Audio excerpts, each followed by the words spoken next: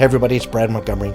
Welcome to video number uno in how to manage burnout in the workplace. All right, first thing, before I give you the big secret of this video, I need to lay on these stats, and they're so crazy it feels like they must be typos, but check this out. According to Deloitte, 77% of employees nationwide are burnt out. That means if you're an employee and you're burnt out, you got some company. I mean, you're not crazy. That's the first thing. This is a real thing. Second stat is also equally astonishing. 55% of leaders are burnt out. That means if you're a leader, there's half of you are burnt out and 3/4 of your teams are burnt out. This is a big deal. So let's break into it and talk about what it is. You know in your gut what burnout is, but what it really is a reaction to three different things. Crazy workloads, and right now, most of us are working more than we used to. It's also a function of a lack of control, feeling like we don't get control of what we're doing at work and our outcomes and even what we do. But the last one is kind of where we're going to head, which is the low-hanging fruit of managing burnout, which is insufficient recognition. Science tells us, and credible studies tell us, that your leaders and your teams are not being sufficiently recognized. And if they were, that would be 1/3 of what we can do to help manage and relieve burnout. So, workloads, some of you can't fix that. If you can, love you, but I'm going to leave that one up to you because that one's very complicated and it's very industry specific. That lack of control, that is something we can often do. Imagine a burnt out team member who feels like they are out of control about what they're doing, the work product, what it's being used for, what their role is in creating this work product.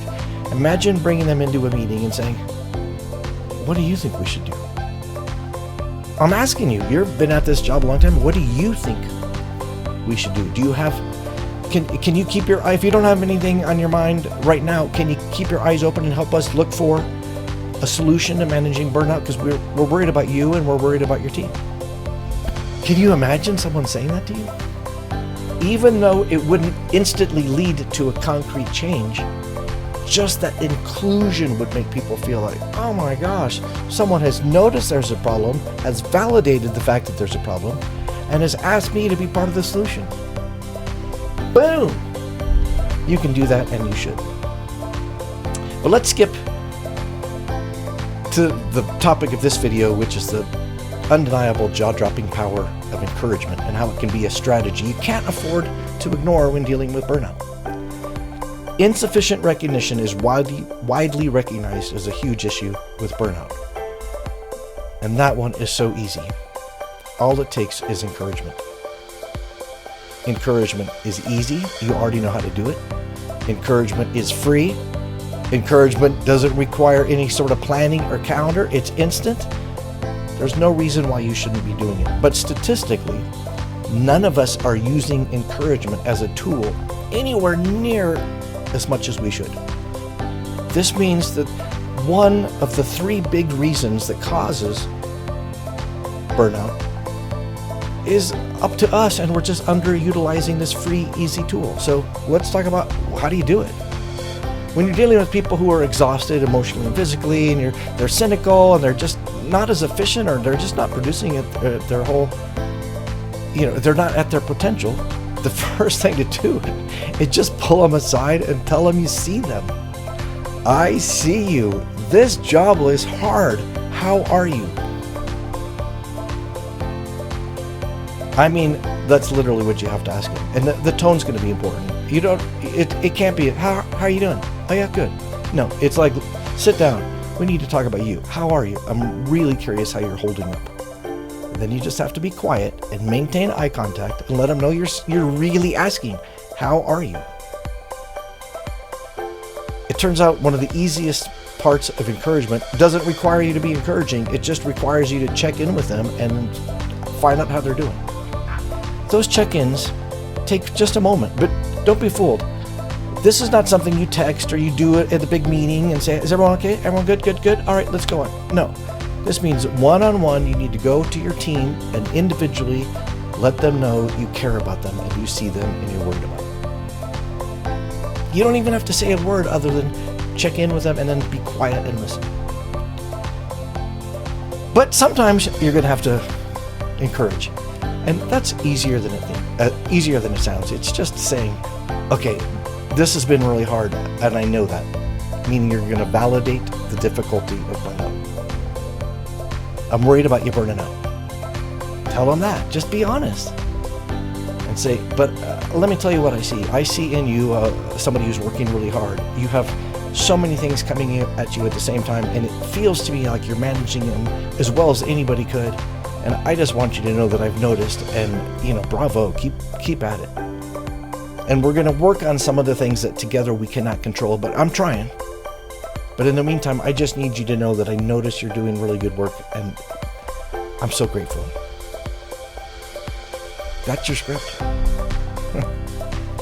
All you have to do is tell them you've noticed. Everyone craves the feeling of being seen, of being noticed, of being needed. And if you can pull your people aside and just say, give me an update. How are you? Like, how are you?